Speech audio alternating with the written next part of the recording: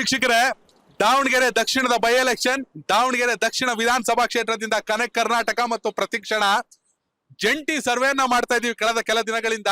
ಈಗಾಗಲೇ 2 ಪಕ್ಷದಿಂದ ನಾಮಿನೇಷನ್ ಆಗಿದೆ. ಕನೆಕ್ಟ್ ಕರ್ನಾಟಕದಿಂದ ನಾನು ಯೋಗೇಶ್ ಈಶ್ವರ್, ಪ್ರತಿಕ್ಷಣದಿಂದ ಅಕ್ಷಯ್ ಇದ್ದಾರೆ.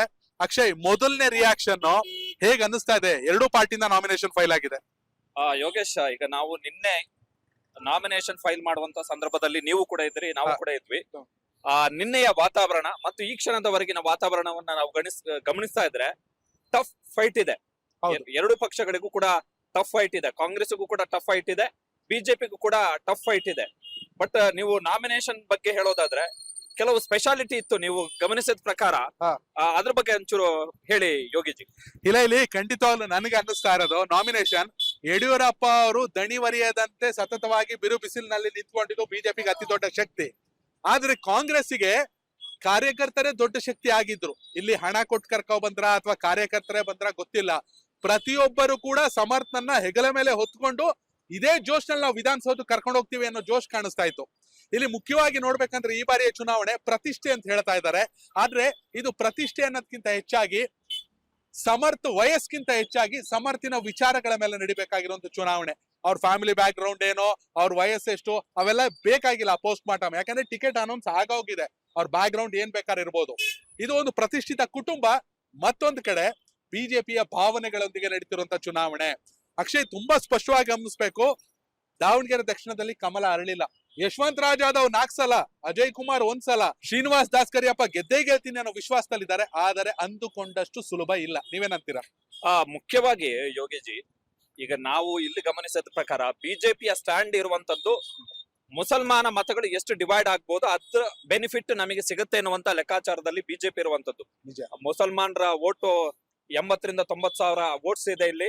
ಹಾಗಾಗಿ ಅದರಲ್ಲಿ ಡಿವೈಡ್ ಆದ್ರೆ ಒಂದು 10,000 20,000 ವೋಟ್ ಏನೋ ಡಿವೈಡ್ ಆದ್ರೆ ಅದರ ಬೆನಿಫಿಟ್ ನಮಗೆ ಸಿಗುತ್ತೆ. ಹೀಗಾಗಿ ನಾವು ಕಾಂಗ್ರೆಸ್ ಅನ್ನ ಸೋಲಿಸಬಹುದು, ಸಮರ್ಥನ ಸೋಲಿಸಬಹುದು ಎನ್ನುವಂತ ಲೆಕ್ಕಾಚಾರದಲ್ಲಿ ಬಿಜೆಪಿ ಅವರಿದ್ದಾರೆ. ಕರೆಕ್ಟ್. ಬಟ್ ಕಾಂಗ್ರೆಸ್ ನ ಸ್ಟ್ರಾಟಜಿ ಪ್ರಕಾರ ಏನು ಅಂತ ಹೇಳಿದ್ರೆ, ಅವರು ಈಗಲೂ ಸ್ಟಿಲ್ ನಾವು ಅವರ ನಿರೀಕ್ಷೆ ಇರುವಂತದ್ದು ಯಾವುದೇ ಕಾರಣಕ್ಕೂ ಮುಸಲ್ಮಾನರು ಯಾವುದೇ ಕಾರಣಕ್ಕೂ ಕಾಂಗ್ರೆಸ್ ಅನ್ನ ಬಿಟ್ಟು ಹೋಗಲ್ಲ ಎನ್ನುವಂತ ನಿರೀಕ್ಷೆಯಲ್ಲಿ ಕಾಂಗ್ರೆಸ್ ಇದೆ. ಬಿಜೆಪಿಯ ಕಾಂಗ್ರೆಸ್ ನ ಇನ್ನೊಂದು ಲೆಕ್ಕಾಚಾರ ಏನು ಅಂತ ಹೇಳಿದ್ರೆ, ಲಿಂಗಾಯತ ಮತಗಳು ಕಮ್ಯುನಿಟಿಯ ಕಾರಣಕ್ಕೋಸ್ಕರ ನಮ್ಮನ್ನ ಕೈ ಹಿಡಿಬಹುದು. ಯಾಕಂತ ಹೇಳಿದ್ರೆ ದಾಸ್ ಕರಿಯಪ್ಪ ಅವರು ST ಸಮುದಾಯಕ್ಕೆ ಸೇರಿದಂತವರು, ಲಿಂಗಾಯತರ ಮತಗಳು ನಮ್ ಜೊತೆಗೆ ಬರಬಹುದು ಎನ್ನುವಂಥದ್ದು. ಬಿಜೆಪಿ ಅವರು ಅಹಿಂದ ಮತಗಳು, ಅಲ್ಪಸಂಖ್ಯಾತರ ಒಂದಿಷ್ಟು ಮತಗಳು, ಮುಸಲ್ಮಾನರ ಮತಗಳು, ಹಿಂದುಳಿದ ಮತ್ತು ದಲಿತ ಸಮುದಾಯದ ಒಂದಿಷ್ಟು ಮತಗಳು ನಮ್ಮ ಹತ್ರ ಬಂದ್ರೆ ನಾವು ಸಮರ್ಥವರನ್ನ ಸೋಲಿಸ್ಲಿಕ್ಕೆ ನಾವು ಸಮರ್ಥರು ಅಂತೇಳಿ ಬಿಜೆಪಿ ಅವರು ಆಲೋಚನೆ ಮಾಡ್ತಿದ್ದಾರೆ. ಅದು ವರ್ಕೌಟ್ ಆಗುವ ಲಕ್ಷಣ ಸದ್ಯದ ಮಟ್ಟಿಗೆ ಏನಾದ್ರು ಕಾಣಿಸ್ತಾ ಇದೆಯಾ ಯೋಗಿ? ಇಲ್ಲ, ನನಗೆ ಒಂದು ಇಲ್ಲಿ ದಾವಣಗೆರೆ ಬಿಜೆಪಿ ಅಂದಾಕ್ಷಣ ದಾವಣಗೆರೆ ದಕ್ಷಿಣದ ಬಿಜೆಪಿ ಜೊತೆಗೆ ವಿನಯ್ ಕುಮಾರ್ ಅನ್ನೋ ಶಕ್ತಿ ಜಾಯಿನ್ ಆಗ್ಲೇಬೇಕು. ನಿನ್ನೆ ಬಿಜೆಪಿಯ ಶೋಭಾ ಯಾತ್ರೆಯಲ್ಲಿ ವಿನಯ್ ಕುಮಾರ್ ಎಂಟ್ರಿ ಕೊಡ್ತಿದ್ದಂಗೆ ಆ ಜನಸ್ತೋಮದಲ್ಲಿ ಇದ್ದಂತ ಹರ್ಷೋದ್ಗಾರನೇ ಬೇರೆ. ವಿನಯ್ ಕುಮಾರ್ ತನು ಮನದಿಂದ ಕೂಡ ನಾನು ಬಿಜೆಪಿ ಜೊತೆ ನಿಂತೇ ನಿಲ್ತೀನಿ ಅಂತ ಹೇಳಿದ್ದಾರೆ. ಆದ್ರೆ ಅವ್ರನ್ನ ಇವ್ರು ಎಷ್ಟೋ ಮಟ್ಟಿಗೆ ಬಳಸ್ಕೋತಾರೆ ಅನ್ನೋದಿಲ್ಲಿ ಮುಖ್ಯ. ಶ್ರೀನಿವಾಸ್ ದಾಸ್ ಕರಿಯಪ್ಪ, ಎಲ್ಲರೂ ಹೇಳ್ತಿರೋದು ಒಂದೇ ಮಾತು, ಅವ್ರೊಬ್ರಿಗೆ ಟಿಕೆಟ್ ಆಗಿದೆ, ಆದ್ರೆ ನಾವೆಲ್ಲರೂ ಅಭ್ಯರ್ಥಿ, ನಾವೆಲ್ಲರೂ ಗೆಲ್ಲಿಸ್ತೀವಿ ಅಂತ. ಈ ಜೋಶ್ ಇದು ಮುಂದಿನ ತಿಂಗಳ 6ನೇ ತಾರೀಕು ಮನೆ ಪ್ರಚಾರದವರೆಗೂ ಇರುತ್ತಾ ಇಲ್ವಾ? ಶ್ರೀನಿವಾಸ್ ದಾಸ್ ಕರಿಯಪ್ಪ ಅವ್ರನ್ನ ಮುಂದೆ ಬಾವಿಗೆ ತಳ್ಳಿಬಿಟ್ಟು ಆಳ ನೋಡೋ ಪ್ರಯತ್ನ ನಡೆಯುತ್ತಾ ಗೊತ್ತಿಲ್ಲ. ಯಾಕಂದ್ರೆ ಇದು ಹಣದ ಚುನಾವಣೆ. ಒಂದಂತೂ ನಿಜ, ಈ ಬಾರಿ ಹಣದ ಹೊಳೆ ಹರಿಯುತ್ತೆ. ನೀವು ಹೇಳಬಹುದು, ಖಂಡಿತವಾಗ್ಲೂ ಆಗುತ್ತೆ. ತನು ಮನ ಅಷ್ಟೇ ಅಲ್ಲ, ಧನ ಸಹಾಯದೊಂದಿಗೆ ಚುನಾವಣೆ ಆದರೆ ಬಿಜೆಪಿ ಪೈಪೋಟಿ ಕೊಡೋಕೆ ಸಾಧ್ಯ. ಇಲ್ಲ ಅಂದ್ರೆ ಪ್ರಚಾರ ಮಾಡಿದ್ವಿ, ಭಾವನೆಗಳು ಅಷ್ಟೇನೆ. ಆಮೇಲೆ ಇನ್ನೊಂದು, ನೀವು ದಾಸ್ ಕರಿಯಪ್ಪ ಅವರ ವಿಚಾರಕ್ಕೆ ಹೇಳಿದ್ರಿ, ಈಗ ಅವರಿಗೆ ಟಿಕೆಟ್ ಅನೌನ್ಸ್ ಆದ ಸಂದರ್ಭದಲ್ಲಿ ಬಿಜೆಪಿಯ ಒಳಗಡೆ ಬಂದಂತ ಒಂದು ಪ್ರಮುಖ ಟಾಕ್ ಏನು ಅಂತ ಹೇಳಿದ್ರೆ, ಹರಕೆ ಕುರಿ ಬಲಿಕ ಬಕ್ರ ಮಾಡ್ತಾ ಇದ್ದಾರೆ ದಾಸ್ ಕರಿಯಪ್ಪ ಅವರನ್ನ. ಲಿಂಗಾಯತ ಸಮುದಾಯಕ್ಕೆ ಇಲ್ಲಿ ಟಿಕೆಟ್ ಕೊಡ್ಬೇಕಿತ್ತು ಎನ್ನುವಂತಹ ಅಂಶವನ್ನ ಬಿಜೆಪಿಯ ಒಳಗಡೆನೆ ಕೆಲವೊಂದಿಷ್ಟು ಜನ ಆಡಿದ್ರು ಎನ್ನುವಂಥದ್ದು. ವಿಜೇಂದ್ರ ಮತ್ತೆ ಶಾಮನೂರು ಫ್ಯಾಮಿಲಿ, ಯಡಿಯೂರಪ್ಪನವರ ಫ್ಯಾಮಿಲಿ ಏನೋ ಅಡ್ಜಸ್ಟ್ಮೆಂಟ್ ರಾಜಕಾರಣಕ್ಕೆ ಇಲ್ಲಿ ಒಕ್ಕೊಂಡಿದೆ. ಶಾಮನೂರ್ ಅವರು ಲಿಂಗಾಯತ ಸಮುದಾಯದ ಪ್ರಮುಖ ನಾಯಕರಾಗಿದ್ದ ಕಾರಣಕ್ಕೋಸ್ಕರ ಆ ಸಮುದಾಯಕ್ಕೆ ಅನ್ಯಾಯ ಮಾಡೋದು ಬೇಡ ಅಂತ ಹೇಳಿ ಯಡಿಯೂರಪ್ಪನವ್ರು ಏನೋ ಪ್ಲಾನ್ ಮಾಡ್ಕೊಂಡಂಗಿದೆ ಎನ್ನುವಂತ ಆ ಲೆಕ್ಕಾಚಾರದ ಹಿನ್ನೆಲೆಯಲ್ಲಿ ನೀವು ಹೇಳಿದ ಹಾಗೆ ದಾಸ್ ಕರಿಯಪ್ಪ ಅವರು ಸರ್ಪ್ರೈಸ್ ಅಥವಾ ಮಾಸ್ಟರ್ ಸ್ಟ್ರೋಕ್, ಬಿಜೆಪಿ ಅವರ ಭಾಷೆಯಲ್ಲಿ ಹೇಳೋದಾದ್ರೆ ಮಾಸ್ಟರ್ ಸ್ಟ್ರೋಕ್ ಅಂತ ಆದ್ರೂ ಕೂಡ ಅದು ಆಮೇಲೆ ಕಂಪ್ಲೀಟ್ ಸ್ಟ್ರೋಕ್ ಆಗ್ಬಿಟ್ರೆ ಬಿಜೆಪಿಗೆ ಬಹುಶಃ ದಾವಣಗೆರೆ ಪರ್ಮನೆಂಟ್ ಕೈ ತಪ್ಪುವಂತ ಸಾಧ್ಯತೆಗಳು ಇರ್ಬೋದು. ಖಂಡಿತವಾಗ್ಲೂ ಕೂಡ ಇಲ್ಲಿ ದೊಡ್ಡ ಮನೆ, ದೊಡ್ಡತನ, ಪ್ರತಿಷ್ಠೆ, ಹಣದ ಆಟ ಎಲ್ಲವೂ ಒಂದ್ ಕಡೆ ಆದ್ರೆ ಇದೇ ನಿಖಿಲ್ ಕುಮಾರಸ್ವಾಮಿ ಯಾವ ಸೋಲನ್ನ ಅನುಭವಿಸಿದ್ರು ಅನ್ನೋದನ್ನ ಕೂಡ ನಾವು ನೋಡಿದೀವಿ. ಇಲ್ಲಿ ಸಮರ್ಥಗೆ ಹಂಗಾಗತ್ತೆ ಅಂತ ಹೇಳ್ತಾ ಇಲ್ಲ, ಆದರೂ ಅಚ್ಚರಿ ಪಡ್ಬೇಕಾಗಿಲ್ಲ. ಯಾಕಂದ್ರೆ ಎರಡು ಕಡೆ compare to Bagalkot, Davanagere Dakshina high voltage ಕದನ. ಇಲ್ಲಿ ಕೊನೆ ಕ್ಷಣದವರೆಗೆ ಕೂಡ, ಯಾಕಂದ್ರೆ ಸಮರ್ಥ್ ಮಾತನ್ನ ಗಮನಿಸ್ತಾ ಇದೀವಿ.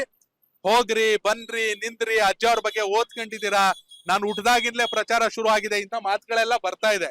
ಇದು ಎಷ್ಟು ಜನಕ್ಕೆ ಖುಷಿ ಕೊಡುತ್ತೆ? ಕಾರ್ಯಕರ್ತರಿಗೆ, ಸಾಮಾನ್ಯ ಮತದಾರರಿಗೆ ಇದು ಖುಷಿ ಕೊಡುವಂತ ಹೇಳಿಕೆಗಳಲ್ಲ.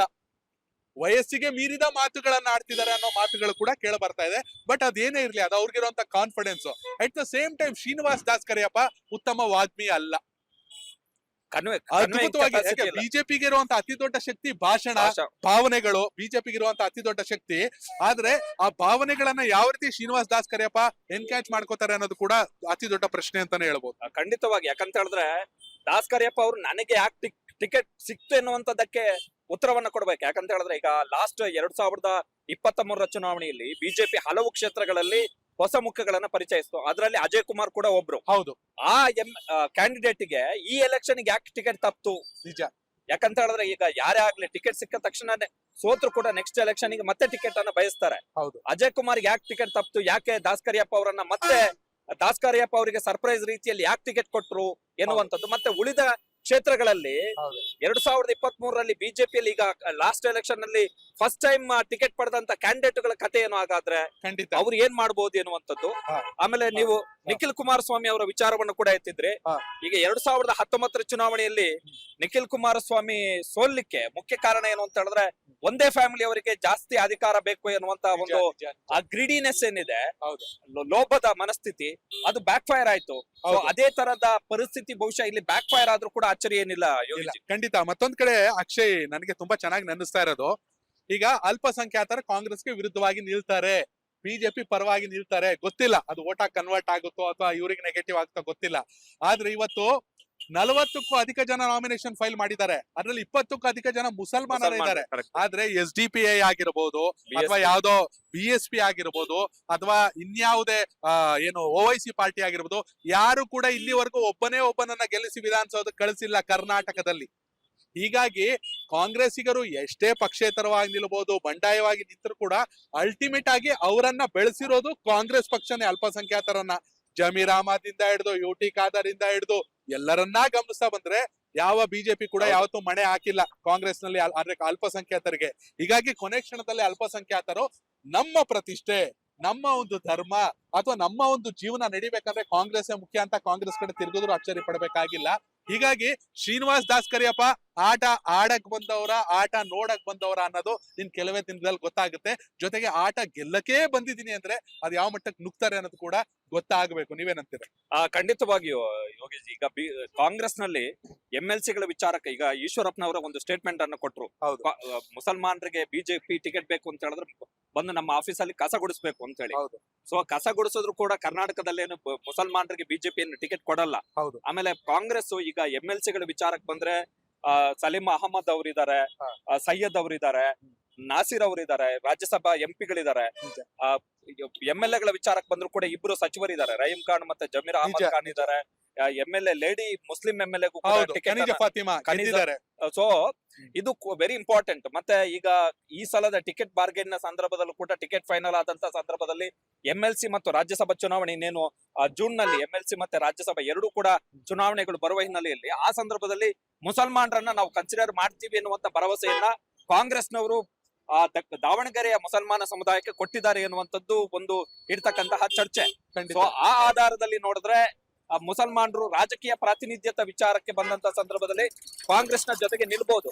ನೀವು ದಾಸ್ ಕರಿಯಪ್ಪ ಅವರ ವಿಚಾರಕ್ಕೆ ಬಂದಂತ ಸಂದರ್ಭದಲ್ಲಿ ನಾನು ಆವಾಗ್ಲೇ ಒಂದು ಅಂಶ ಹೇಳಿದೆ, ಹೇಗೆ ಅಜಯ್ ಕುಮಾರ್ ಅವರು 2023 ಚುನಾವಣೆಯ ಸಂದರ್ಭದಲ್ಲಿ ಸರ್ಪ್ರೈಸ್ ಕ್ಯಾಂಡಿಡೇಟ್ ಆದ್ರು, ಅದೇ ತರ ದಾಸ್ ಕರಿಯಪ್ಪ ಅವರು ಕೇವಲ ಇದು ಒಂದೇ ಎಲೆಕ್ಷನ್ ಗೆ ಸೀಮಿತ ಆಗ್ಬಿಡ್ತಾರ ಅಂತ. ಖಂಡಿತ 2023ಕ್ಕೆ ಇನ್ನೊಬ್ಬ ಹೊಸ ಅಭ್ಯರ್ಥಿಯನ್ನ ತಂದು ಬೇಡಪ್ಪ ದಾಸ್ ಕರಿಯಪ್ಪ ಬೇಡ, 2023ಕ್ಕೆ ಇನ್ನೊಬ್ಬ ಸರ್ಪ್ರೈಸ್ ಕ್ಯಾಂಡಿಡೇಟ್ ಅನ್ನ ತರೋಣ ಎನ್ನುವಂತ ಲೆಕ್ಕಾಚಾರಕ್ಕೆ ಬಿಜೆಪಿ ಬಂದ್ರು ಅಚ್ಚರಿ ಏನು ಇಲ್ಲ ಇಲ್ಲಿ. ಖಂಡಿತವಲ್ಲ. ವೀಕ್ಷಕರೇ, ಇದು ನಾಮಪತ್ರ ಸಲ್ಲಿಕೆ, ಅಧಿಕೃತವಾಗಿ ನಾಮಪತ್ರ ಸಲ್ಲಿಕೆ ನಂತರದ ದಿನದಲ್ಲಿ ಕಂಡು ಬಂದಿರುವಂತಹ ಚಿತ್ರಣ. ಇಲ್ಲಿ ಸಮರ್ಥನ ವಯಸ್ಸಿಗಿಂತ ವಿಚಾರ, ದಾಸ್ ಕರಿಯಪ್ಪ ಅವರ ಅನುಭವಕ್ಕಿಂತ ಬದಲಾವಣೆ ತರಲೇಬೇಕು ಅಂತ ಬಿಜೆಪಿ ನುಗ್ತಿರುವಂತ ಪ್ರವಾಹ. ಯಾರಲ್ಲಿ ಯಾರಿಗೆ ಗೆಲುವು ಸಿಗುತ್ತೆ ದಯವಿಟ್ಟು ಕಾಮೆಂಟ್ ಮೂಲಕ ತಿಳಿಸಿ. ಧನ್ಯವಾದಗಳು. ಸೊ ನಾವು ದಾವಣಗೆರೆಯಲ್ಲಿ ಏನ್ ಅಪ್ಡೇಟ್ ಏನ್ ಪೊಲಿಟಿಕಲ್ ಸಿನಾರಿಯೋ ಡೈಲಿ ಏನ್ ಚೇಂಜಸ್ ಆಗ್ತಾ ಇದೆ, ಹೌದು. ಮತದಾರರ ಒಲವು ಹೇಗೆ ಬದಲಾಗ್ತದೆ ಎನ್ನುವಂತ ಅಪ್ಡೇಟ್ ಅನ್ನು ಕೂಡ ನಿಮ್ಗೆ ಕೊಡ್ತೀವಿ. Yes. ಸೊ ಇದು ನಾವು ದಾವಣಗೆರೆಯಲ್ಲಿ ಕಳೆದ 2 ದಿನಗಳಿಂದ ಆಫ್ಟರ್ ನಾಮಿನೇಷನ್ ಕರೆಕ್ಟ್ ಇನ್ನು nomination- ಬದಲಾವಣೆ ಕಂಡಂತಹ ಬದಲಾವಣೆ. ಇಲ್ಲಿ ಸಮರ್ಥನ ವಯಸ್ಸಿಗಿಂತ ವಿಚಾರ, ದಾಸ್ ಕರೇಪ ಅವರ ಅನುಭವಕ್ಕಿಂತ ಬದಲಾವಣೆ ತರಲೇಬೇಕು ಅಂತ ಬಿಜೆಪಿ ನುಗ್ತಿರುವಂತ ಪ್ರವಾಹ, ಯಾರಲ್ಲಿ ಯಾರಿಗೆ ಗೆಲುವು ಸಿಗುತ್ತೆ ದಯವಿಟ್ಟು ಕಾಮೆಂಟ್ ಮೂಲಕ ತಿಳಿಸಿ. ಧನ್ಯವಾದಗಳು.